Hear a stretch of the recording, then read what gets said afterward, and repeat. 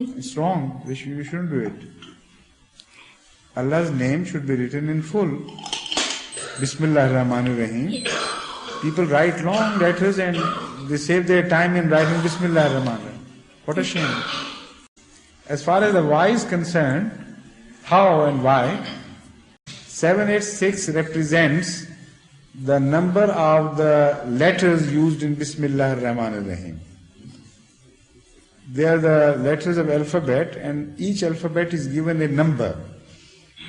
And like Abjad Halwas, Alif is number 1, Be is number 2, Jim, Ja sound is number 3, and Dal is number 4. Similarly, Abjad Halwas, A, Waw, Ze, and so on and so forth. So all these alphabets in Arabic and Urdu text are numbered like this. And sometimes these numbers are employed by the writer to denote something hidden. So in a cryptic language, these numbers stand for certain messages.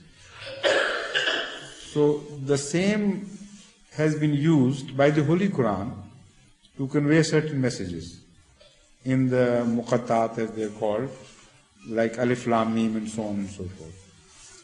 So this is why people thought that it's all right if instead of writing Bismillah ar-Rahman ar-Rahim, you just add up the numbers of each letter, and because it adds up to 786, so it's all right, this means Bismillah ar-Rahman ar-Rahim.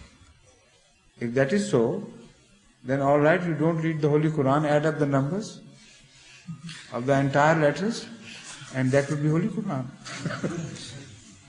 How stupid.